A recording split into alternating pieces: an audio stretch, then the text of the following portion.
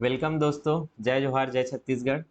यह प्रकाश चैप्टर जो भौतिकी है, इसको हम लोग प्रयोगशाला परिचारक और शिक्षक भर्ती में जो साइंस का पोर्शन है उसके लिए कर रहे हैं, ताकि कुछ प्रश्न छूटे ना। अभी तक जो व्यापम या कोई अन्य एग्जाम में जैसे एसएससी में, रेलवे में या कोई अदर स्टेट के एग्जाम में जो प्रश्न पूछे गए हैं उसको हम लोग कर रहे हैं, ताकि हमारा हर प्रश्न बन जाए, इससे कॉन्सेप्ट क्लियर हो जाए।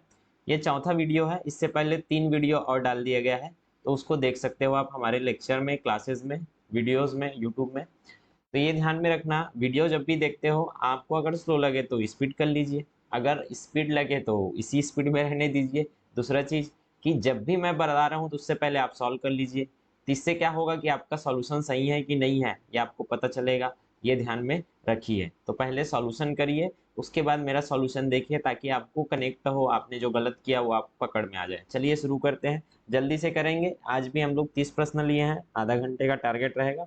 ये मैं पढ़ा चुका हूँ, याद करो। प्रसारी विश्व एक्चुअल में प्रसार हो रहा है। प्रसारी विश्व एक्चुअल में प्रसार हो रहा है, ये कैसे पता चला हमको? एक्चुअल में यहाँ देखा गया, ये अपना क्या है, बिग बैंग स्फोट, आपको पता होगा। बिग बैंग थ्योरी अगर आपने पढ़ा है तो बिग बैंग थ्योरी में एक विस्फोट हुआ था, और जब से विस्फोट हुआ है तो ये ब्रह्मांड असीम है, अनंत है। यहाँ से जो भी गैलेक्सीज बने हैं, जो भी गैलेक्सीज बहुत सारे, वो गैलेक्सी सब एक दूसरे से क्या हो रहे हैं, दूर जा रहे हैं। सब एक दूसरे से क्या जा रहे हैं, दूर। जैसे मान के चलो यहाँ हम लोग हैं मिल्की वे गैलेक्सी, यहाँ है हम लोग मिल्की वे में। अब मिल्की वे से देखेंगे ना तो ये जो पोर्शन है, ये क्या होगा, दूर जाता हुआ दिखेगा। अब दूर जाता हुआ दिखेगा तो हमको पता है, दूर जाता हुआ दिखेगा तो क्या होगा, ये जो वेवलेंथ है, ये जो वेवलेंथ है हमको बड़ा दिखेगा। इसको मैं कल की क्लास में अच्छे से एक्सप्लेन कर चुका हूँ, नहीं देखे हो तो उसको देखिए। ये कल का है, आज उसी को बताऊंगा तो फिर कोर्स नहीं हो पाएगा। तो अगर कोई चीज दूर जा रही है तो वो क्या दिखता है हमको, जिधर जा रही है उधर तो पास होगा, लेकिन दूर जा रही है उधर इसका लेमडा क्या हो जाता है, बढ़ जाता है। मतलब तरंग दैर्ध्य क्या हो जाएगा, बढ़ जाएगा। और तरंग दैर्ध्य बढ़ जाने के कारण ये कैसा फ्लो करता है, आपको रेड शिफ्ट दिखाता है। तो रेड शिफ्ट होने के कारण हमको पता है कि हमको जो भी प्रकाश मिलता है वो हमको रेड साइड मिलता है, रेड शिफ्ट होता है। और रेड शिफ्ट किसको दर्शाता है, रेड शिफ्ट दर्शाता है कि वो हमसे दूर जा रहा है। कहाँ जा रहा है, दूर। और दूर जाने का मतलब सीधी सी बात, ब्रह्मांड क्या कर रहा है, प्रसार कर रहा है करके हम लोग समझते हैं। प्रसार करोगे मतलब हर जन एक दूसरे से, हर बॉडी, हर जो मिल्की वे गैलेक्सी, हर पिंड एक दूसरे से दूर जा रहा है। अब दूर जा रहा है तो वहां से जो प्रकाश आती है उसमें हमको क्या दिखता है, तरंग दैर्ध्य बढ़ा हुआ दिखता है। और बढ़ा हुआ क्यों दिखता है, अगर कोई हमसे दूर जाए और दूर जा रहा है मतलब वो प्रसार हो रहा है। तो इसलिए प्रसार को आप कैसे समझ सकते हो, डॉपलर प्रभाव से। इसको मैं कल समझा चुका हूँ, डॉपलर प्रभाव एक बार अच्छे से देखिए, तब आपको समझ आएगा। वायुमंडल में प्रकाश के विचरण, एक याद रखना, विचरण मतलब फैल जाना, विचरण मतलब क्या होता है, फैलना। इसको और क्या बोलते हैं, प्रकीर्णन। इंग्लिश में क्या बोलते हैं, स्कैटर हो जाना, स्कैटरिंग। तो प्रकाश का प्रकीर्णन अगर आ रहा है तो किस कारण से पूरे आसमान में फैल जाता है, और हमको क्या दिखता है, आसमान नीला दिखता है। तो सबसे ज्यादा क्या फैलता है, लाल सबसे कम फैलता है और नीला सबसे ज्यादा फैलता है। बैजानी हैप्पी नाला में बैगनी, नीला, ये सब क्या है, ज्यादा फैलेंगे। तो ये जो प्रकाश है ये फैला क्यों, क्योंकि आसमान में आपका क्या है, धूल कण है। आसमान में क्या है, धूल कण। हमने पढ़ा है प्रकीर्णन में अगर तरंग दैर्ध्य कम है, तरंग दैर्ध्य कम है, जो लंबा तरंग दैर्ध्य है उसका तो नहीं होगा, लेकिन तरंग दैर्ध्य अगर कण के आकार से छोटा है, ये कण हो गया और ये लेमडा हो गया, लेमडा क्या है, छोटा है, तो ये इसको लांग नहीं पाता है। अगर बड़ा तरंग तरंग दैर्ध्य रहता है तो उसको लांग लेता है। इसको हमने ऐसे ही पढ़ा था, छोटा तरंग दैर्ध्य है तो वो टकरा जाता है सीधा कण से, और कण से टकराने के कारण वो क्या हो जाता है, फैल जाता है। और फैलने के कारण हमको दिखता है वो नीला नीला। तो वही नीला प्रकाश हम देख पाते हैं जो कि फैलता है। क्यों, क्योंकि लेमडा, बैजानी हैप्पी नाला हमने कल से पढ़ा है, बैजानी हैप्पी नाला ऐसे 7 रंग है। तो बैगनी का तरंग दैर्ध्य क्या होता है, कम होता है, वैसे लाल का तरंग दैर्ध्य लाम जाता है, ऐसे याद किए थे। लामना मतलब बड़ा, लाल का तरंग दैर्ध्य बड़ा होता है। और तरंग दैर्ध्य बड़ा होने के कारण यदि इसके मार्ग में कोई कण आता है तो वो निकल जाता है बाहर, वो प्रकीर्णित नहीं होता है। सबसे कम प्रकीर्णन किसका होता है, आपका लाल का। और सबसे ज्यादा किसका होता है, जो तरंग दैर्ध्य क्या है, छोटा है। तरंग दैर्ध्य छोटा है तो टकराएगा किसी ना किसी कण से, वो लांग नहीं पाएगा, कूद नहीं पाएगा, ऐसे करके याद रख सकते हो। तो सबसे ज्यादा विचलन किसका आता है, बैगनी का आता है, उसके बाद जामुनी का, उसके बाद नीला, बैजानी हैप्पी नाला। और सबसे कम विचलन किसका आता है, लाल का। इसलिए लाल को ट्रैफिक जो अपना सिग्नल है, जो खतरे के निशान है उसमें लाल रंग का क्यों है, क्योंकि इसका प्रकीर्णन कम होता है, फैलता नहीं है, लंबा दूरी तक इसका प्रकाश जाता है बिना फैले। तो कोहरा वगैरह है तो कोहरा में बाकी लाइट्स फैल जाएंगे, खत्म हो जाएंगे, लेकिन ये जो लाल लाइट है वो लांघते हुए आपकी आंखों तक पहुंचता है। इसलिए कोहरा वाले लाइट में कहीं भी आपका लाइट में क्या यूज किया जाता है, ज्यादातर नारंगी, लास्ट में बैजानी हैप्पी नाला, नाला नारंगी और लाल यूज किया जाता है। ट्रैफिक लाइट्स में भी देखना, ट्रैफिक लाइट्स में रेड सबसे ऊपर में रहता है, उसके नीचे में नारंगी रहता है, मतलब ऑरेंज रहता है। क्यों? क्योंकि इनका प्रकीर्णन सबसे कम होता है, ऐसा आपको समझना है। ठीक है सर, तो इसमें क्या हो जाएगा आपका धूलकण बेस्ट ऑप्शन होगा। आंख में संकेंद्रण क्यों होता है? आंख में संकेंद्रण, संकेंद्रण मतलब एक जगह फोकस कैसे होता है, तो फोकस कैसे होगा? लेंस आगे पीछे गति करता है। बताओ भैया, आंख है, ये आंख है, इसमें यहाँ लेंस लगा है, क्या आंख आगे पीछे निकल के आ जाएगा क्या? लेंस आगे में आपका नहीं आता है खतरनाक चीज है ये, भी तो गलत है। रेटिना आगे पीछे होगा, अंदर से आगे पीछे होते रहता है क्या आपका रेटिना? ऐसे में तो आंख दर्द करने लग जाएगा, ऐसा भी नहीं होता है। आंख के तरल अपवर्तनांक में परिवर्तन हो जाते हैं, ऐसा भी कुछ नहीं होता है। आपका जो लेंस है, लेंस वो बना है मांसपेशी से। किससे बना है? मांसपेशी से।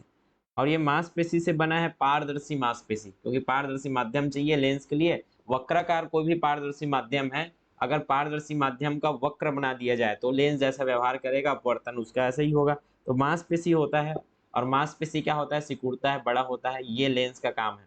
यही उत्तलता में उसका परिवर्तन देखने को मिलता है, क्योंकि ये उत्तल लेंस होता है, उत्तलता में परिवर्तन के कारण आपका फोकस होता है। इसलिए तो आप दूर के वस्तु को वैसे गौर से देखने बोला तो वहां आप क्या करते हो? फोकस करते हो। फोकस करते हो मतलब आपका आंख उसमें है, आंख को फोकस करने के लायक बनाया गया। क्या आप दूर के वस्तु को भी फोकस करके देखते हो? आप पास को भी देखते हो? याद रखना, जब आप दूर को देखने का प्रयास कर रहे हो तो पास वाला ब्लर दिखेगा, आप प्रैक्टिस करके देख लीजिए। दूर को फोकस कर रहे हो आप, और पास को फोकस करोगे तो दूर वाला आपका ब्लर दिखेगा, क्योंकि ये आपके आंख का गुण है, इसको आपको ध्यान में रखना है।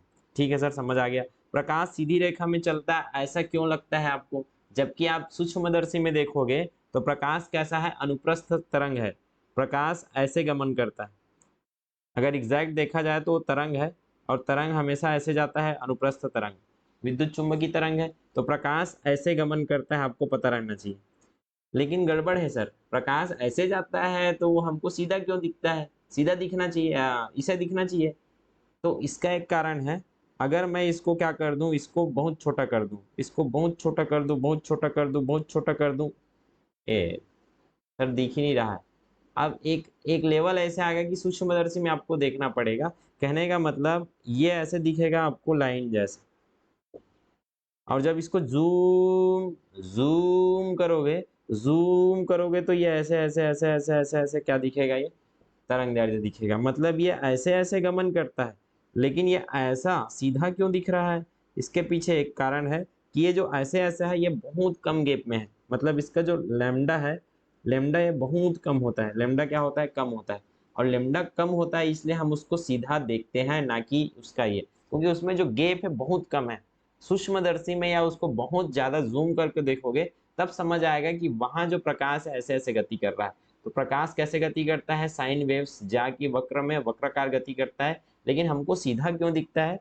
क्योंकि उसका जो तरंग दैर्ध्य है बहुत छोटा होता है। तो यहाँ देख लो, कणों से बने होने के कारण हमको नहीं दिखता है, कण जैसा दिखता है यार, कणों से बना है तो कण कण से बना है, हालांकि दोहरी प्रकृति दर्शाता है, लेकिन उसके कारण सीधा नहीं है। प्रकाश का वेग बहुत अधिक होता है। वेग से क्या है? वेग में तो ऐसा चक्र, अब कोई वेग में जोर से ऐसा गोल गोल घूमेगा तो क्या सीधा दिख जाएगा? नहीं, उतना ही दिखेगा। अगर सांप है और सांप ऐसे ऐसे भाग रहा है, तो ऐसे ऐसे वक्राकार बना के भाग रहा है तो क्या वो सीधा दिखेगा? अगर स्पीड में भागेगा नहीं, वो अपना पाथ फॉलो कर रहा है, वो पाथ दिख जाएगा। लेकिन वही पाथ जब एकदम पास पास है तो आपको दूर से देखने पर क्या लगता है? वो सीधा लगता है, क्योंकि उसका प्रकाश का तरंग दैर्ध्य बहुत छोटा होता है। ठीक है सर, समझ में आ गया। निम्नांकित ऊर्जा रूपांतरणों में से किसके द्वारा प्रकाश संश्लेषण की क्रिया संपादित होती है? तो प्रकाश संश्लेषण हमने कल और देखा था। प्रकाश का यूज करते हैं कौन लोग? कल बताया था मैं, प्रकाश का यूज करते हैं जो पौधे हैं, पेड़ पौधे हैं या वृक्ष हैं। ये प्रकाश एक क्या है? ऊर्जा है। प्रकाश एक क्या है? ऊर्जा। पौधों को कैसा ऊर्जा चाहिए? उनको उसका केमिकल केमिकल फॉर्म में अपने शरीर में यूज करने के लिए ऊर्जा चाहिए।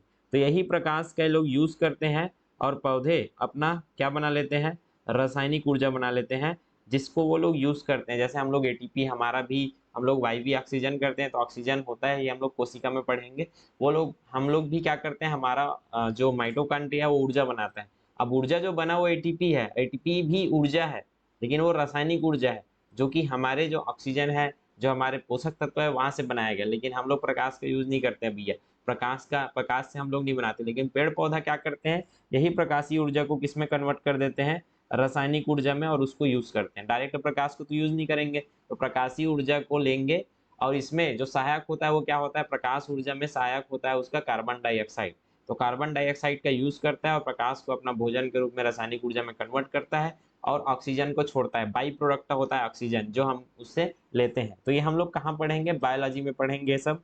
ठीक है, यहाँ आ गया है तो प्रकाश के लिए आया है। तो प्रकाश से क्या यूज करते हैं लोग, प्रकाश से रासायनिक ऊर्जा में क्या करते हैं, परिवर्तन करते हैं। आगे आगे आगे, अब नेत्र लेंस द्वारा किस वस्तु का प्रतिबिंब रेटिना पर, अरे एकदम सरल है यार, रेटिना पर आपका जो प्रतिबिंब बनता है पर्दे पर बनता है, इतना सरल है।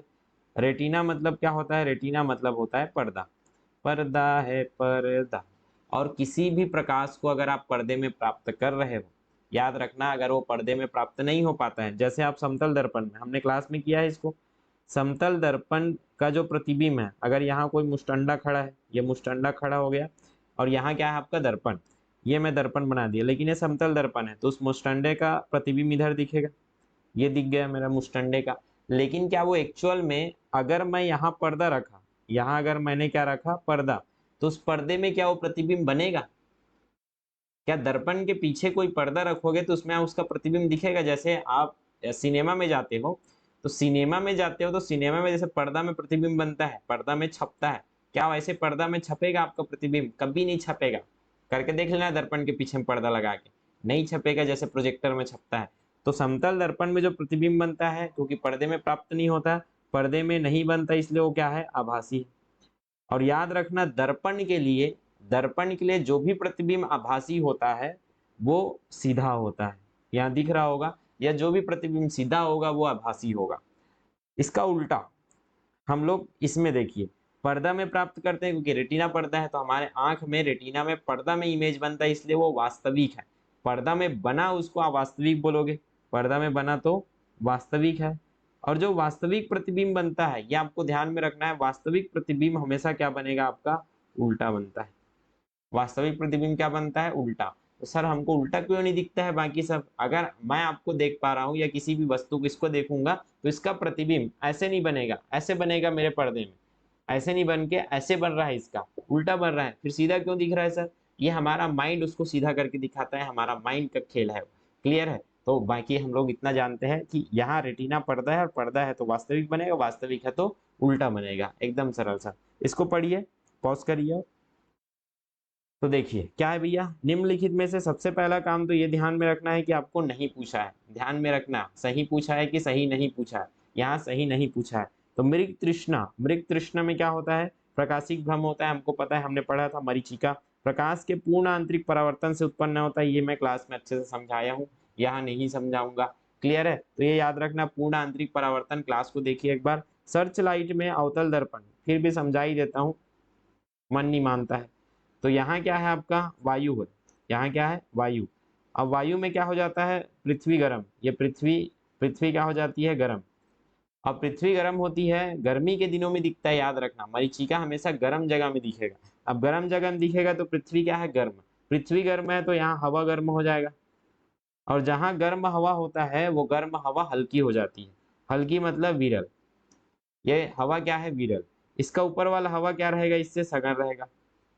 इसका ऊपर वाला यदि सघन है तो उसके मुकाबले ये नीचे वाला क्या रहेगा, विरल रहेगा। ऐसे करके यहाँ क्या होता है आपका, 3-4 लेवल बनता है अलग अलग स्तर में। ये सघन है तो ये विरल हो जाएगा अगले वाले के लिए। कंपेरेटिवली, जैसे मान के चलो इसकी सघनता 5 है, तो इसकी सघनता थोड़ा ज्यादा रहेगी 6। अब ये 6 है हमको पता है, लेकिन इससे भी ज्यादा कौन है, 7, ऊपर वाला सघन है। तो दोनों को कंपेयर करोगे तो 6 विरल हो जाएगा, 6 विरल 7 सघन। लेकिन ये 7 7 वाला ऊपर वाले से विरल हो जाएगा, क्योंकि 7 विरल है 8 सघन है। तो ऐसे करके अलग अलग लेयर बन जाता है। और सघन और विरल जहां भी होता है, प्रकाश का क्या हो जाता है, अपवर्तन होता है। हमको पता है कि प्रकाश जब एक माध्यम से दूसरे माध्यम में जाएगी तो प्रकाश का अपवर्तन हो जाएगा, विचलन हो जाएगा। तो प्रकाश जब यहाँ से आती है, मान के चलो यहाँ आपने क्या देखा, एक पेड़, ये मान के चलो एक कैसा पेड़ है सर, पता नहीं कैसा पेड़ है, लेकिन हाँ पेड़ तो है। तो ये जो पेड़ है, ये पेड़ का आपको प्रकाश सीधा दिखेगा, एक तो आपको सीधा दिखेगा, तो आपको पता है सामने में क्या है, पेड़, सीधा दिखेगा। दूसरा प्रकाश, ये प्रकाश ऐसे आ रहा है, तो ये प्रकाश ऐसे खत्म हो जाता अगर वो प्रकाश क्या होता, नॉर्मल केस में होता। लेकिन यहाँ गर्म जगह है, तो ये जो प्रकाश यहाँ से आ रही है, ये प्रकाश ऐसे जाकर क्या होगी, यहाँ से जब सघनता चेंज करेगी तो जाना था सीधा, लेकिन सीधा ना जाके वो अभिलंब से क्या हो जाती है, दूर हट जाती है। क्योंकि सघन से अब विरल में जाओगे तो अभिलंब से दूर हटेगी, ये अभिलंब है, अभिलंब क्या होता है, 90 डिग्री होता है सतह में, तो जाना था ऐसे, लेकिन वो अभिलंब से थोड़ा दूर हट जाएगी, ये अभिलंब है, इसे इधर से दूर हट रही, देखो ऐसे दूर हटते हटते हर बार दूर हटेगी और ये आपके आंखों तक पहुंचती है। इसी को बोलते हैं परावर्तन हो रहा है। तो अंदर ही अंदर क्या हो गया, परावर्तन होके ये जो है वृक्ष का एक दूसरा प्रतिबिंब आपको कहाँ से मिल रहा है, नीचे से। एक तो सीधा आपने देख लिया कि वहां वृक्ष है, सीधा आपने कहाँ से देखा, सीधा दिख रहा है ये आपको वृक्ष है, और एक ऐसा आ रहा है कि यहाँ से वृक्ष है। लेकिन आपने बचपन से क्या किया है, बचपन से कुछ भी चीज को देखा है, तो आपको आभास होता है कि वो सामने में है, मतलब सीधा आ रहा है प्रकाश। तो आपका माइंड ऐसा आपको बताएगा कि ये जो प्रकाश है ना, ये सीधा आ रहा है, ये प्रकाश क्या आ रहा है, सीधा। सीधा कहाँ से आ रहा है, नीचे कहीं से तो आ रहा है सीधा। ओ, तो आपका माइंड बोलेगा यहाँ नीचे में क्या है। अब फिर से माइंड माइंड क्या देखा है बचपन से, कि कुछ नीचे में रहता है, तभी उसका प्रतिबिंब हमको कहाँ दिखता है, उसका परछाई नीचे से दिखता है। तो यहाँ 100% पानी होगा, तो पानी में इसका प्रतिबिंब हमको दिख रहा है ऐसे, परछाई उसका। तो माइंड क्या करता है, ये उसको छलावा हो जाता है, छद्म हो जाता है। इस कारण से आपको क्या दिखता है, मृग मरीचिका। लेकिन जैसे ही पास जाओगे, और पास जाओगे तो ये क्या हो जाता है, पास जाओगे तो ये क्या हो जाता है, खत्म हो जाता है। क्योंकि ये जो पूर्ण आंतरिक परावर्तन है, ये आपकी आंखों तक अब नहीं पहुंचेगा। केवल क्या देख पाओगे आप, पेड़ को, नीचे तो नहीं दिखेगा कुछ। इसलिए जैसे ही आप पास जाते हो, ये पानी खत्म हो जाता है। ऐसी इसीलिए इसको मृग तृष्णा या मृग मरीचिका कहा है, कि मृग मरीचिका, मृग मर जाता है। कैसे मरता है, मृग मतलब हिरण, वो घूमता रहता है, उसको लगता है कि यहाँ पानी है। जब पास में जाता है तो उसको पानी नहीं मिलता, फिर दूसरी जगह जाता है, पानी, दिमाग तो लगाएगा नहीं यार वो, फिर जाता है दूसरी जगह, पानी दिखता है, ऐसे घूम घूम के मर जाता है बेचारा। तो यह है मृग मरीचिका। इससे बेहतरीन हमने और क्लास में समझा आराम से। यहाँ ज्यादा मुझे क्या है, थोड़ा स्पीड में भी बताना होता है। देखो 17 मिनट हो गया देखते ही देखते, और क्वेश्चन कितना किया हमने, तो ज्यादा एक्सप्लेन तो कर नहीं सकता मैं इधर। क्लियर है, तो ज्यादा बोलता बस हूँ, कर तो देता ही हूँ। चलो ठीक है, जो भी आगे। सर्च लाइट, सर्च लाइट क्या होता है, जहां लाइट आपका सर्च करने के लिए लगाया गया है, बड़ा बड़ा लाइट्स। तो बड़ा बड़ा लाइट्स में हमने कई बार देखा, ये लाइट्स ऐसे बना रहता है, ये लाइट्स ऐसे बना है। अब इस लाइट्स में यहाँ बीच में क्या लगा रहता है, लाइट लगा रहता है। तो यहाँ से जो प्रकाश निकलेगा, पहले ऐसे फैलेगा, फैलेगा, और फैलने के बाद यहाँ जो फोकस से आती है कोई भी प्रकाश किरण, ये फोकस से आने के बाद वो टकरा कर क्या हो जाती है, मुख्य अक्ष के समांतर हो जाती है।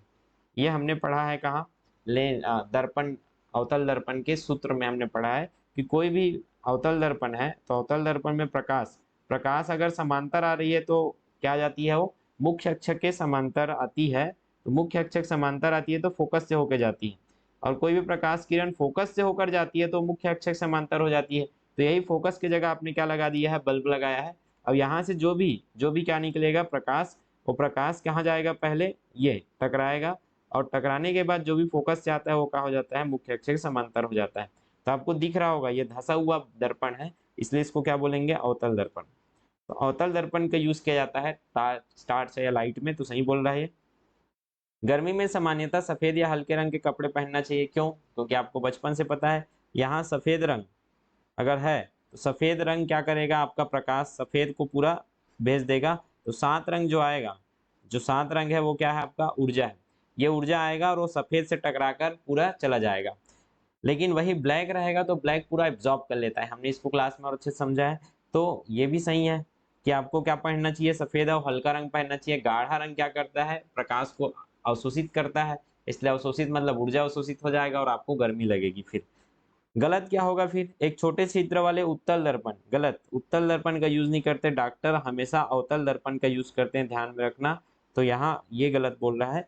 कैसे याद रखना इसको, जब भी आपको वस्तु का प्रतिबिंब, वस्तु को छोटा देखना है, अगर बड़ा वस्तु को क्या देखना है, छोटा करके देखना है, तो बड़ा वस्तु को छोटा करके देखना है तो आपको याद रखना है उत्तल।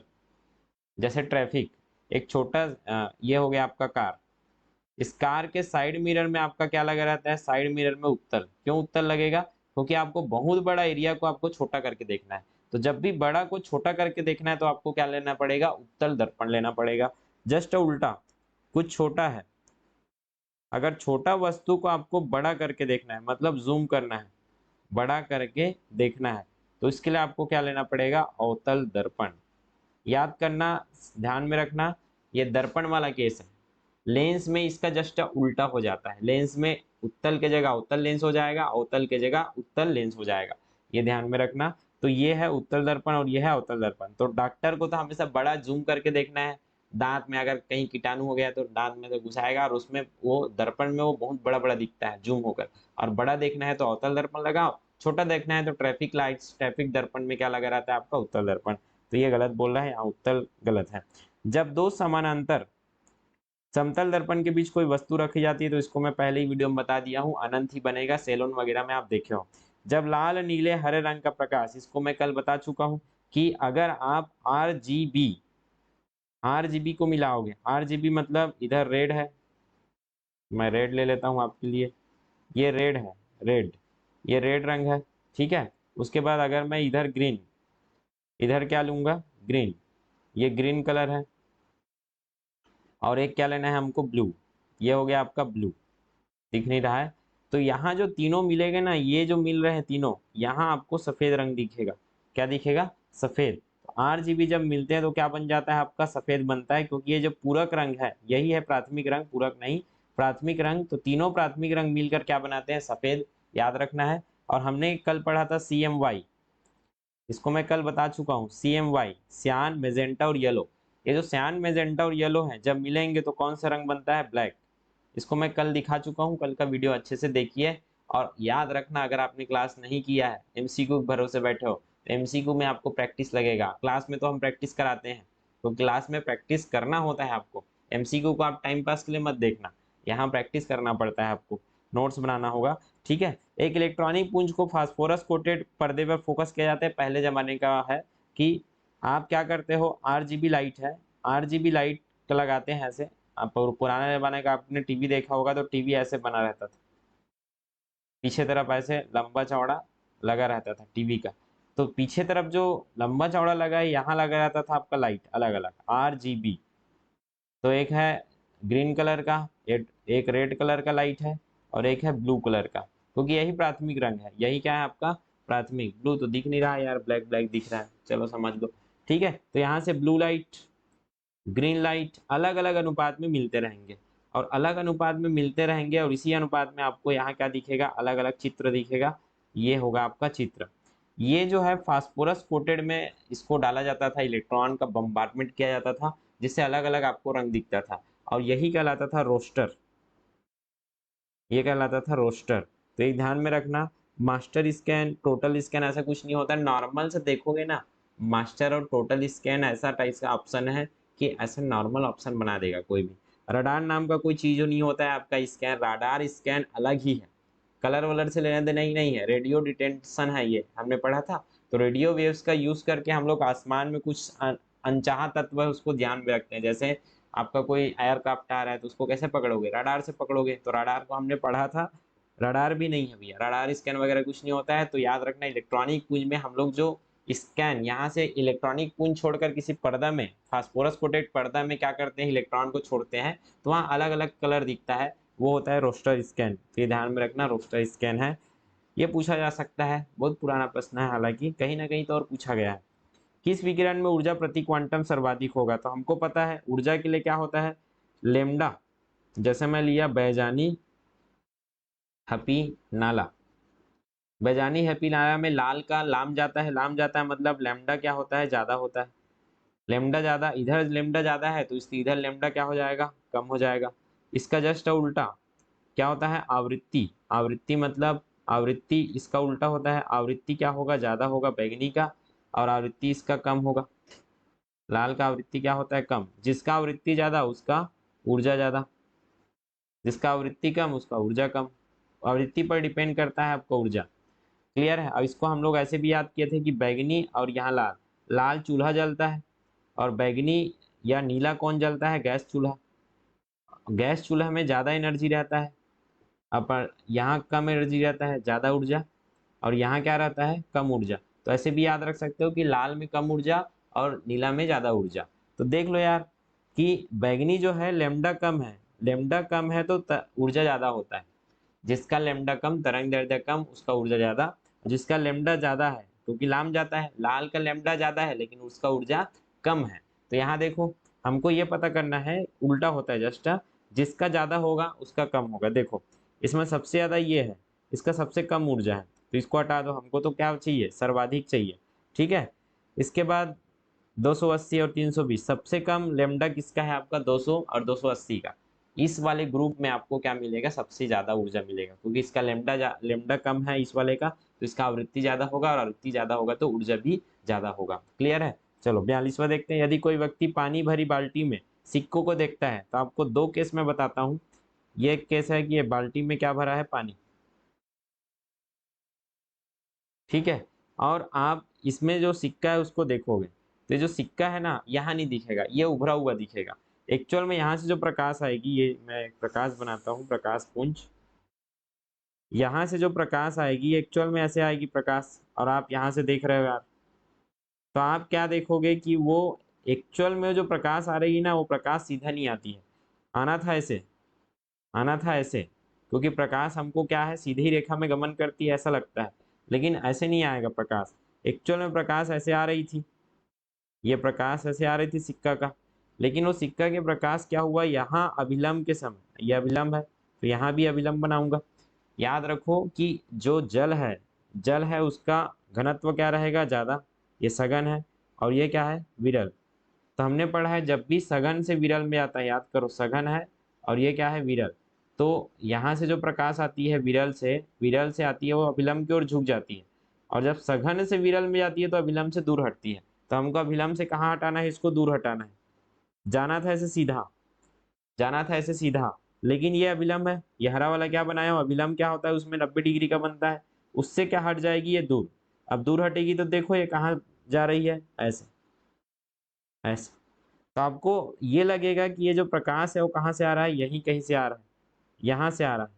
तो आपको ये जो सिक्का है ना, ये उभरा हुआ दिखेगा कि एक ऊपर में है, लेकिन आप हाथ डुबाओगे तो वहां नहीं मिलेगा, आपको थोड़ा और डीप में डुबाना पड़ेगा, क्योंकि जो प्रकाश है वो अपवर्तित होकर आ रहा है सघन से विरल माध्यम में।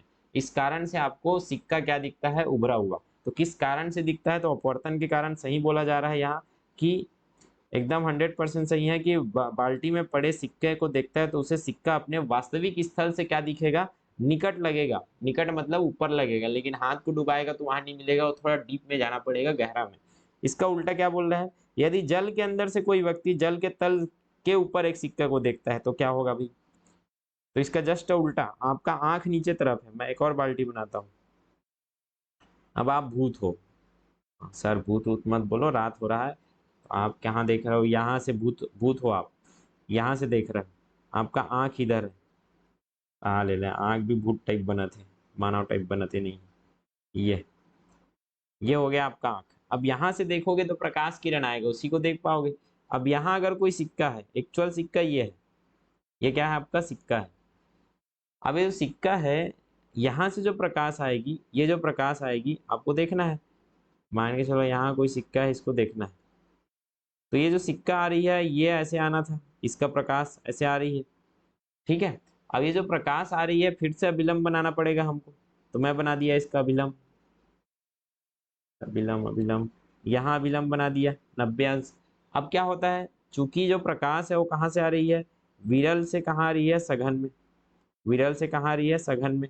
तो हमने देखा था विरल से अगर सघन में आती है कोई प्रकाश, तो प्रकाश क्या हो जाती है, झुक जाती है, अभिलंब की ओर झुक जाती है। तो यहाँ देखोगे तो जाना था सीधा, प्रकाश है तो सीधा जाना था, लेकिन वो अभिलंब की ओर झुक जाएगी दोनों।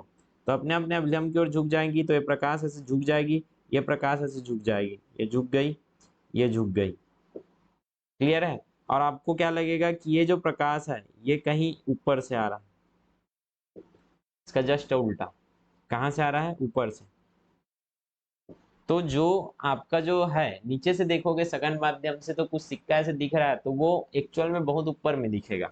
कहाँ दिखेगा? ऊपर में। आपको ऐसा लगेगा कि सिक्का बहुत ऊपर में, लेकिन वो आपके पास में रहेगा। क्लियर है? तो जस्ट उल्टा हो जाता है किसके केस में, अगर आप पानी से नीचे से देखोगे तो उल्टा दिखेगा, पास में नहीं दिखेगा, दूर में दिखेगा।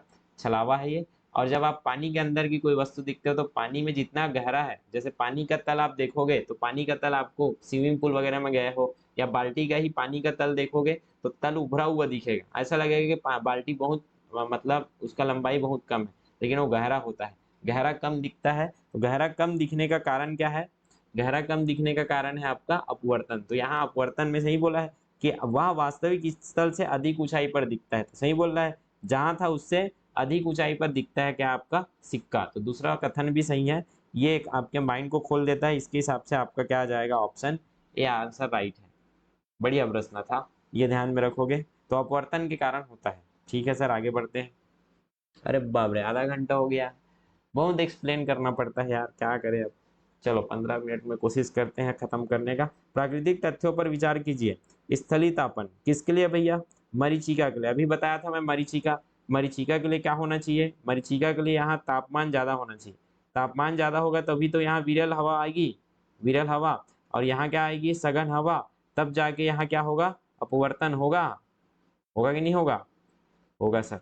तो क्या होना जरूरी है? तापमान ज्यादा होना जरूरी है, एकदम सरल। स्थलीय तापमान जब तक ज्यादा नहीं है तब तक मेघ मरीचिका नहीं दिखेगा। इसलिए राजस्थान का उदाहरण लिया जाता है जब भी मेघ मरीचिका का उदाहरण। परावर्तन की जरूरत नहीं है, विवर्तन भी हमने कहीं जिक्र नहीं किया है। अपवर्तन बहुत जरूरी है, बिना अपवर्तन के होगा नहीं। तो कई बार हम लोग परावर्तन को ले लेते हैं, गलत है ये। परावर्तन को नहीं लेना है। परावर्तन तो ऐसे जाके पृष्ठ से टकरा के आता है, ये अपवर्तन है। ये अपवर्तन इतना हुआ है कि वो अपने ही माध्यम में लौट आया, इसलिए इसको पूर्ण आंतरिक परावर्तन बोल दिया जाता है, लेकिन ये अपने आप में क्या है? अपवर्तन ही तो है। तो प्रकाश का अपवर्तन और स्थलीय तापन दोनों जरूरी है। किसके लिए? आपका मृग मरीचिका के लिए, ये ध्यान में रखोगे। खतरे का सिग्नल लाल रंग का होता है, अभी जिक्र किया मैं। लाल रंग का प्रकीर्णन कम होता है, बैगनी रंग का प्रकीर्णन ज्यादा होता है। तो बैगनी रंग का प्रकीर्णन ज्यादा हो इसलिए आसमान नीला दिखता है, और लाल रंग का प्रकीर्णन कम होता है इसलिए लाल रंग कभी भी फैलता नहीं है। इसलिए सूर्योदय और सूर्यास्त के समय हमारे तक लाल रंग का प्रकाश पहुंचता है बिना प्रकीर्णित हुए, इसलिए सूर्य लाल दिखता है। लेकिन सूर्य से लाल प्रकाश नहीं निकला है, सफेद सातों रंग निकले हैं। लेकिन सातों रंग में से केवल एक प्रकाश की हिम्मत होती है हमारे तक पहुंचने का, क्योंकि वो फैलता नहीं है, प्रकीर्णन नहीं होता है। इसलिए लाल रंग को हमेशा सिग्नल के रूप में यूज किया जाता है। लाल कपड़े को ट्रैफिक सिग्नल या लाल कपड़े को खतरे का निशान। क्यों? क्योंकि लाल कपड़ा दूर से दिख जाता है, बिना प्रकीर्णन, बिना फैले। तो वही बोल रहा है, सही बोल रहा है ये। खतरे का सिग्नल लाल रंग का बनाया जाता है क्योंकि लाल रंग का प्रकीर्णन सबसे कम होता है। सही बोल रहा है, लाल रंग फैलता नहीं है, सीधा पहुंच जाता है। दोनों सही है। और इसी कारण से, क्योंकि प्रकीर्णन सबसे कम होता है, इसी कारण से सिग्नल क्या रखा जाता है? लाल। तो एकदम सही है और सही एक्सप्लेन भी कर रहा है, कारण कथन को बता रहा है कि आप जब भी कारण कथन वाला जो भी आए तो आप अपने आप को बोलना प्रकीर्णन कम होता है, इस कारण से क्या लाल रखता है। हाँ, इस कारण से ही लाल रंग को ये क्या किया गया है? यूज किया गया है। तो ये सही बोल रहा है। तो क्या हो जाएगा इसमें? दोनों सही है और स्पष्टीकरण भी करता है। धूप के चश्मे की पावर एकदम सरल है सर। पावर नहीं लगा है, आपका फोकस लेंस सही है, उत्तल लेंस सही है, तो पावर क्यों लगाओगे? धूप का चश्मा धूप से बचाने के लिए है, ताकि आपको ज्यादा चकाचौंध से बचाया जा सके। धूप का चश्मा है, उसका जो पावर है वो क्या रहता है? Zero dioptre. एकदम सरल। डाइऑप्टर क्या है? लेंस क्षमता को मापने की इकाई है। तो डॉक्टर ही आपका लेंस की क्षमता को नापता है, ऐसे याद किए थे, तो डॉक्टर से डाइऑप्टर। एकदम सरल। दाढ़ी बनाने के लिए क्या यूज करते हैं? तो ये हमने क्लास में चर्चा किया और अभी मैं बताया मैं। अगर आपको बड़ा देखना है, प्रतिबिंब क्या देखना है? जूम करके, क्योंकि दाढ़ी बनाते समय आपको अच्छा से देखना पड़ेगा, तभी तो आप अच्छे से दाढ़ी बनाओगे, नहीं तो कट जाएगा। तो बड़ा देखना है ना, और बड़ा देखना है तो आपको क्या यूज करना चाहिए? अवतल दर्पण।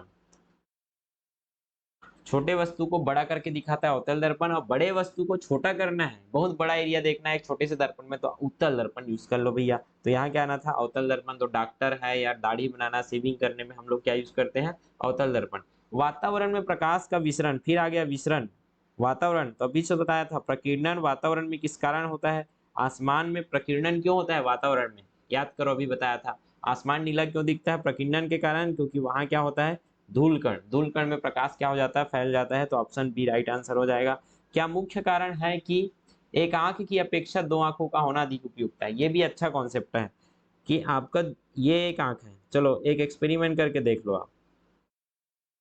आपका ये 2 आंख जरूरी है। क्यों 2 आंख जरूरी है? एक तो आपको देखने के लिए डबल बैटरी चाहिए आपको। हाँ हाँ, नाक डाले रैम टू नहीं बुआना भी है मोर आईपैड ये। आप एक्सपेरिमेंट कीजिए कि आप एक आंख को बंद कीजिए ऐसे और एक आंख को देखिए, एक आंख में देखिए, फिर एक आंख को बंद कीजिए, फिर एक आंख में देखिए और देखिए कि क्या परिवर्तन आ रहा है। फिर दूसरा आंख में देखिए आप। अब उसके बाद दोनों आंख में देखिए, क्या आपको दूरी कम ज्यादा होते हुए दिखा? एक्सपेरिमेंट सही से करोगे तो दिखेगा। एक आंख को बंद करके देखिए, आपको सही से दूरी समझ नहीं आएगा, ऐसा लगेगा कि बहुत दूर में है कोई वस्तु। लेकिन जैसे ही आंख को खोलोगे तो वहां आपको समझ आ जाता है कि वो दूरी उतना दूर नहीं था जितना एक आंख दिखा रहा था उसको। जब दोनों आंख का फोकस सही से होता है तब उसको हम लोग मैनेज करते हैं, माइंड आपका मैनेज करके दिखाता है। तो सीधी सी बात कि आपका जो आंख है, ये दोनों आंख क्यों जरूरी है? दोनों आंख प्रॉपर फोकस होकर दूरी और गहराई को बताता है, कितना दूर में कोई वस्तु है। इसको एक्सपेरिमेंट करके ऐसे देख सकते हो। मैं बताया ना, एक आंख से देखोगे तो आपको थोड़ा दूर दिखेगा, गहरा दिखेगा, लेकिन भाई दोनों आंख में देखोगे तो पास में आके वो जूम होके फोकस हो जाएगा। तो क्या है भाई इसमें? दो आंखों का रंग आसानी से पहचाना जा सकता है। रंग तो एक आंख में भी कलर में चेंज नहीं आएगा, देख लो, लाल रंग लाल ही दिखेगा एक आंख में, कोई फर्क नहीं पड़ता है रंग में। क्लियर है? दो आंखों के कारण हम अंधेरे और हल्के प्रकाश में देख सकते हैं। एक आंख में भी उतना ही दिखता है यार, कोई दिक्कत नहीं है, आप ऐसे करके देख लो, सब वही दिख रहा होगा, कम ज्यादा नहीं दिख रहा होगा। एक आंख रहेगा तब भी दिखेगा आपको।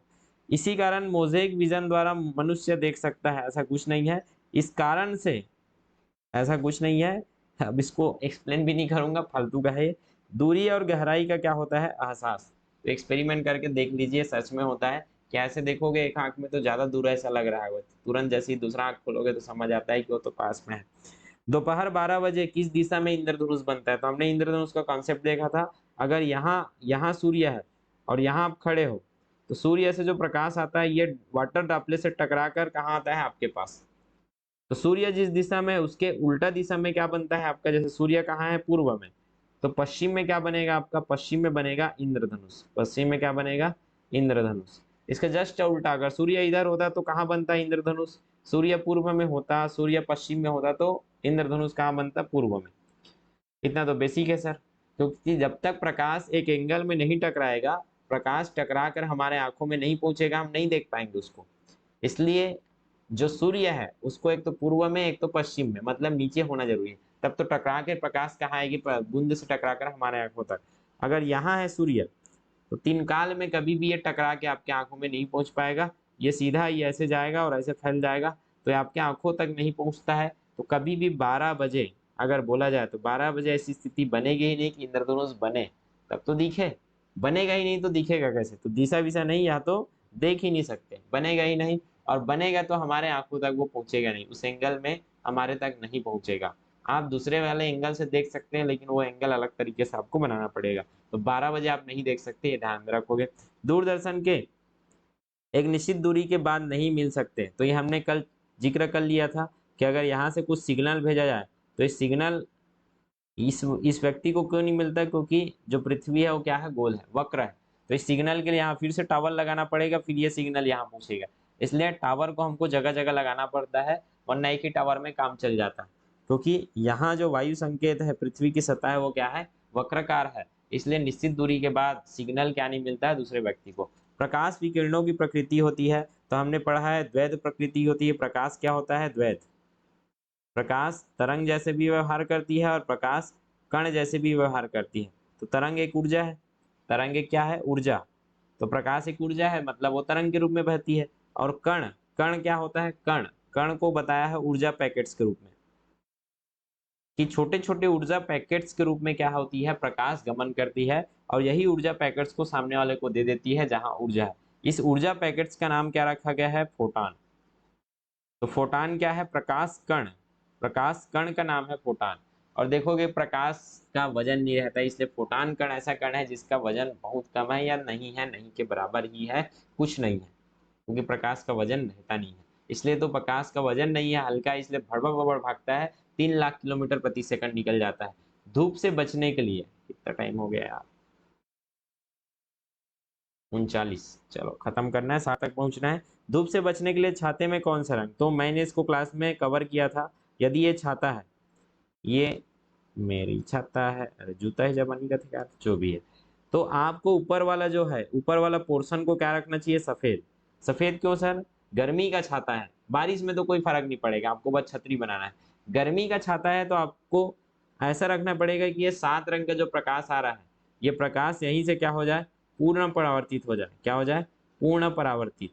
तो पूर्ण परावर्तित कब होगा, जब सफेद होगा। तो सफेद प्रकाश आया, सातों के सातों रंग परावर्तित हो जाएगा सफेद से। अगर ब्लैक, वैसे ही यहाँ से जो प्रकाश आ रहा है वो टकरा के आपके तक पहुंचेगा। अब आपके तक पहुंचेगा तो अंदर को भी सफेद कर दोगे तो यहाँ से टकरा के वो आपको आपको मिलेगा वो, तो उसे तो गर्मी लगेगा। तो आपको अंदर को क्या रखना पड़ेगा, बाहर को तो आपने रख दिया सफेद, क्लियर है, अंदर को रखना पड़ेगा काला। क्यों भाई, अंदर को काला रखोगे ना तो बढ़िया चीज क्या होगा, ये जो प्रकाश टकरा के यहाँ पहुंचेगी वो क्या हो जाएगी, अवशोषित हो जाएगी। क्या हो जाएगी, अवशोषित। कहाँ अवशोषित हो जाएगी, जो छतरी है उसके नीचे। और ऊपर वाला प्रकाश परावर्तित हो जाएगी तो वहां से गर्मी नहीं लगेगा, और ये अगर अवशोषित नहीं होती तो आपके बॉडी में आ जाता पूरा, और आपके बॉडी में उसको क्या लगता है, आपको गर्मी लगता है। इसलिए अंदर को क्या रखना जरूरी है, ब्लैक, जो कि एब्जॉर्ब करे अंदर के किरण को, और बाहर को सफेद रखना या ग्लो रखना जरूरी है ताकि वो परावर्तित कर दे। तो ऊपर काला रखना है क्या, नहीं, ऊपर काला नहीं रखना है। ऊपर काला रखोगे तो ऊपर में काला रहेगा तो सब क्या कर लेगा, एब्जॉर्ब कर लेगा। तो यहाँ बारिश की छतरी ज्यादातर काला रहता है, तो बारिश के लिए बनाया जाता है। अगर यही छतरी किसके लिए बनाया जाए, धूप के लिए बनाया जाए, धूप वाली छतरी को हमको ऊपर को सफेद रखना चाहिए। तो ऊपर काला नहीं, ऊपर को रखना पड़ेगा उजला और नीचे को काला, ये आपको ध्यान में रखना है।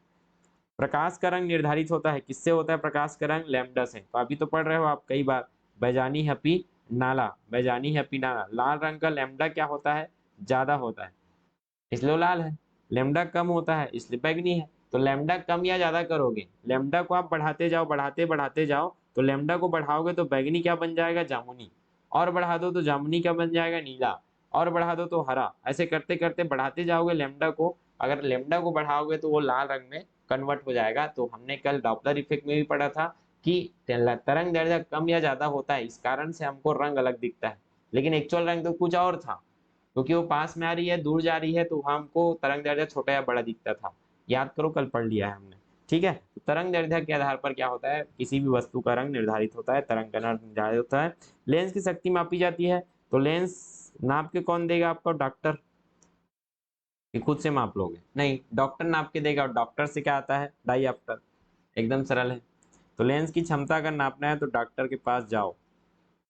उचित रीति से काटे हीरे, अब मैं कल इसको समझा चुका हूँ, लगभग सब रिपीट होना चालू हो गया है प्रश्न। जितना भी प्रश्न आता है मैं लगभग समझा चुका हूँ। हो सके एक आध वीडियो और बना दूंगा, लेकिन हाँ, प्रकाश में इतना अगर आपने सही से कर लिया तो प्रकाश से कोई प्रश्न नहीं छूटेगा। तो मेरा क्लास और ये एमसीक्यू दोनों को आपको अच्छे से कर लेना है। तो हम इसके बाद दूसरा चैप्टर चालू करेंगे, एक आध वीडियो और मैं कोशिश करूंगा बना दूं, इसके बाद हम लोग दूसरा चैप्टर चालू करेंगे। तो हीरा, हीरा में प्रकाश तो पहुंचता है, लेकिन हीरे का अपवर्तनांक क्या होता है, ज्यादा होता है। याद करो, कल ही पढ़ाया था, इसलिए ज्यादा झिलमिलाता है। 2.42 का क्या होता है, अपवर्तनांक। इसलिए हीरे में क्या होता है, कोई भी प्रकाश घुसता है तो लेट से निकलता है और बहुत ज्यादा उसका पूर्ण आंतरिक परावर्तन होता है, और पूर्ण आंतरिक परावर्तन के कारण उसका अपवर्तनांक ज्यादा होता है। इस कारण से वो हीरा क्या होता है, चमकता है। तो यहाँ आधारभूत कारण क्या है, अति उच्च पारदर्शिता। अरे भैया, अति उच्च पारदर्शिता में तो मैं कांच को भी ले लूं, कांच भी उच्च पारदर्शिता दिखाता है, लेकिन कांच कभी भी हीरा के टक्कर में नहीं हो सकता, क्योंकि जो कांच है उसका अपवर्तनांक बहुत कम है। कांच को हीरा, हीरा जैसे बना दो आप, लेकिन वो हीरा जैसे गुण दर्शा ही नहीं पाएगा, क्योंकि हीरा में 2.42 का अपवर्तनांक आता है, जो कि बहुत ज्यादा अपवर्तन है। और कांच का अपवर्तन उतना कर ही नहीं पाएगा, क्योंकि उसका गुण ही नहीं है, वो 1.5 गुना ही है, मतलब 1.5 है अपवर्तनांक, जो कि बहुत कम है, इससे आधा ही है समझ लो लगभग। तो ये अति उच्च पारदर्शिता नहीं है, अति उच्च अपवर्तन है। क्या है, अति उच्च अपवर्तन है। सुनिश्चित विचलन तल होते हैं, बहुत कठोर रहता है, इससे कोई फर्क नहीं पड़ेगा। अपवर्तनांक ही डिसाइड करता है कि वहां प्रकाश कैसे होना है और कैसे होगी उसकी चाल। इंद्रधनुष के दोनों सीमांत वर्णपट होते हैं, तो ये दे इंद्रधनुष मतलब बैजानी अपी नाला, आरूप सरल। तो सबसे नीचे क्या होता है आपका, बैगनी, कौन से वाले में, प्राथमिक इंद्रधनुष, याद करो। तो बैठ गया था करके याद किए थे, बैठ गया है मतलब नीचे बैगनी और ऊपर में क्या दिखेगा, लाल, ये हो गया। लेकिन यही द्वितीयक में है, तो द्वितीयक में ऊपर में बैगनी दिखता है और नीचे में क्या दिखता है, लाल। तो अंतिम जो प्रकाश है वो क्या होगा, बैगनी और लाल। तो इसमें क्या हो जाएगा, ऑप्शन डी। हमें वास्तविक सूर्योदय से कुछ मिनट पूर्व ही क्या दिखता है, सूर्य दिखता है। इसको भी हमने क्लास में कर लिया है। यह प्रकाश के क्या है, अपवर्तन की घटना है कि आप यहाँ खड़े हो और यहाँ खड़े हो तो यहाँ सूर्य है। एक्चुअल में सूर्य का प्रकाश तो ऐसे जाना चाहिए, लेकिन ये सूर्य का प्रकाश ऐसे नहीं जाकर, ऐसे ना जाकर ऐसे जाता तो आपको नहीं दिखता। क्यों नहीं दिखता? क्योंकि यहाँ जो पृथ्वी है ये बहुत बहुत बड़ा है, इसका वक्र क्या है, बहुत बड़ा है ये, तो आपको नहीं दिखना था, आपको नहीं दिखना था क्योंकि आप बहुत छोटे हो पृथ्वी के मुकाबले। लेकिन यहाँ से जो प्रकाश आती है, एक्चुअल में जो प्रकाश है ना, ये ऐसे अपवर्तित होकर आपके तक पहुँचती है। अपवर्तित मतलब मार्ग से विचलित हो जाती है, और मार्ग से विचलन होने का कारण है, मार्ग से क्या हो गया है, विचलन, सघनता और विरलता। क्योंकि यहाँ जो विचलन है, यहाँ होता है माध्यम, और माध्यम चेंज कैसे होता है, वायुमंडल से। कि वायुमंडल धीरे धीरे क्या होता है, आप पृथ्वी की तरफ जाओगे तो सघनता बढ़ती जाती है, और सघनता बढ़ने के कारण अपवर्तन होता है। हमने पढ़ा है सघन और विरल माध्यम। तो ये जो सूर्योदय और सूर्यास्त के पहले जो घटना होती है वो किसके कारण होती है, अपवर्तन के कारण। यातायात संकेतों में जड़ी हुई कांच की छोटी छोटी मणिकाएं उन पर पड़ने वाली तेजी से चमकने लगते हैं। तो आपने अगर यहाँ रोड देखा, ये अगर क्या है, रोड, तो रोड के किनारों में या रोड के बीच में ऐसे लगा रहता है। अब वो बैटरी से चलता नहीं है, कई जगह बैटरी चलित भी लगता है, लेकिन जो बैटरी से नहीं चलता है। एक्चुअल में इसमें प्रकाश जब पड़ता है तो प्रकाश से ही चमकता है, तो प्रकाश पड़ने पर चमकने लगता है, सही बोल रहा है। छोटी छोटी मणिकाएं, उन पर प्रकाश पड़ने से क्या हो जाता है, तेजी से चमकता है। प्रकाश पूर्णतः परावर्तित होता है जब आपतन कोण का एक निश्चित क्रांतिमान, तो ये ऐसा है कि प्रकाश यहाँ पहुंचा और प्रकाश यहाँ से पहुंच के आपके तक पहुंचता है परावर्तित होकर। कैसे? परावर्तित होकर। और परावर्तित क्यों हुआ ये? क्योंकि ये क्रांतिक कोण से क्या था, ज्यादा था। तो क्रांतिक कोण वगैरह हमने क्लास में पढ़ लिया है अच्छे से, कि क्रांतिक कोण से अगर ज्यादा हो जाए किसी माध्यम में, जैसे ये हो गया सघन से विरल, याद करो सघन माध्यम से कहाँ जा रहा है, ये विरल। तो यहाँ ये एंगल जो आपतन कोण है आई, ये आपतन कोण का मान जब ऐसा हो जाए, क्योंकि ये आपतन कोण ऐसे जाना था लेकिन वो अभिलंब से दूर हटेगा, और विलंब से इतना दूर हट जाए कि यहाँ कितना बन जाए, अपवर्तन कोण 90 डिग्री। तो ये जो आपतन कोण है यही क्या कहलाता है, क्रांतिक कोण, हमने पढ़ा था। तो क्रांतिक कोण आपतन कोण का वह मान जिसमें अपवर्तन कोण क्या हो जाए, 90 अंश हो जाए, वो कारण, वे जो आपतन कोण है वही क्रांतिक कोण है। अब इसको और बढ़ा दोगे तो क्या होगा, ये 90 डिग्री का 91 हो जाएगा। ये उसी माध्यम में लौट आता है, तो जब भी उसी माध्यम में लौट आता है तो उसको आप बोलते हो अपवर्तन का अपरावर्तन हो गया, मतलब पूर्ण आंतरिक परावर्तन हो गया अंदर अंदर। लेकिन माध्यम चेंज में तो प्रकाश दूसरे जगह जाना था, लेकिन यहाँ पूर्ण आंतरिक क्या हो जाता है, परावर्तन। तो यही सही बोल रहा है कि पूर्ण आंतरिक परावर्तन के कारण हमारे तक लाइट पहुंचता है। ये आपका कथन है, कारण ये सब सही है, और ये पुराना प्रश्न है, तो ये ध्यान में रखना कि यहाँ जो होगा स्पष्टीकरण हो जाएगा। कैमरे का द्वारक और कपाट, कैमरे का द्वारक और कपाट गति का निम्नलिखित में से, और ये अति खतरनाक प्रश्न है, देख लो पढ़ लो, अगर आपको रटना होगा तो रट लो, नहीं पूछेगा, पूछेगा तो किसी से बनेगा नहीं। पूर्ण सूर्य ग्रहण के दौरान सूर्य को सीधे देखना सही नहीं बोला जाता है, क्योंकि अगर पृथ्वी है, यह हमारी क्या है, पृथ्वी, तो पृथ्वी के बीच में क्या आ जाता है, पृथ्वी के बीच में चंदा। अब चांद बीच में आ गया तो हमारे लिए सूर्य क्या हो जाती है, ग्रहण लग जाती है। सूर्य में ग्रहण कैसे लगता है, तो सूर्य हमारे लिए खा दिया है किसने, चंदा ने, क्योंकि सूर्य के सामने या हमारे सामने क्या गई है, चंदा। सूर्य और पृथ्वी के बीच में क्या आ जाए, चंदा आ जाए, तो हमारे लिए क्या हो जाता है, सूर्य का ग्रहण हो जाता है। सर छोटा सा चंदा, बड़े इतना बड़ा सूर्य जो कि सौर मंडल का 99% इलाका घेरता है, क्या सूर्य को ढक पाएगा? कैसे ढक पाएगा एक छोटा सा चंदा? कोई बताएगा लॉजिक मुझे? सोचिए कि आपको मैं इतना बड़ा जगह है उसको मैं बस एक उंगली में ढक सकता हूँ ऐसे, ये देखो एक उंगली में मैं पूरा रूम को ढक लिया हूँ, या एक हाथ में, एक छोटा सा हाथ में मैंने पूरा सामने को ढक लिया। तो डिपेंड करेगा कि वो दूरी, वस्तु अगर पास में है तो छोटे वस्तु में भी आप पूरा ढक लोगे सामने को। वही होता है कि चंदा हमारे पास में है, और चंदा पास में होने के कारण सूर्य का बहुत ज्यादा इलाका वो ढक लेता है। इसलिए सूर्य कैसे दिखता है हमको उस दिन, अलग दिखता है। और इसमें सूर्य से जो अल्ट्रा वायलेट रे आती है उसका जो खतरा है वो बढ़ जाता है, पराबैंगनी किरण, कैंसर का खतरा, आपकी आंखों का खतरा, परमानेंट डैमेज हो सकता है। इसलिए बोलते हैं सीधा भी सूर्य ग्रहण में बाहर मत निकलो, अगर निकल रहे हो तो सूर्य की तरफ देखो मत, सीधा नहीं देखना है। अगर देखना ही है सूर्य को तो आपको कांच वगैरह कुछ रख लो सामने में, कांच वगैरह रखो और उसके बाद देखो, आपको सूर्य ग्रहण दिखेगा। उसमें चंदा का आपको अंधेरा दिखेगा, क्योंकि चंदा आपके सामने में, उसे देखोगे, लाइट को देख लो, अब लाइट सामने में ऐसे देखोगे तो कुछ लाइट आपको दिखेगा, क्योंकि उसके सामने क्या है, चंदा है। ऐसा करके ध्यान में रख लेना। तो ये है क्या कि सूर्य ग्रहण के दौरान सूर्य से आने वाली अपवर्तनी क्षति पहुंचाती है, रेटिना आपका जल सकता है, आपका आंख खराब हो सकता है, इसलिए आप नहीं देखना चाहिए, क्योंकि वहां से क्या निकलता है, यूवी अल्ट्रावायलेट्स प्रकाश निकलता है। तो ये आपका क्लासेस बहुत लंबा हो गया 50 मिनट का, तो आपने लगभग डबल स्पून में देखा होगा। आशा करते हैं कि आपने कुछ सीखा होगा। ऐसे वीडियोस देखना है। ये हाई लेवल है, थोड़ा सा बहुत ज़्यादा टफ भी हो जाता है। एक बार में अगर समझ नहीं आ रहा है तो मुझे क्षमा कीजिएगा। मैं अगर नहीं समझा पाऊंगा तो उस प्रयास मेरा रहेगा कि आपको समझा दूं। और प्रयोगशाला और शिक्षक भर्ती के लिए हम लोग ऐसी ही तैयारी करते रहेंगे। इसलिए आप पहले तो वीडियो को कैसे करोगे, यूट्यूब चैनल को सब्सक्राइब करो, और जो भी सुझाव है कमेंट में बताइए, हम आपका सुझाव ध्यान में रखेंगे और ऐसे वीडियो लाते रहेंगे। धन्यवाद।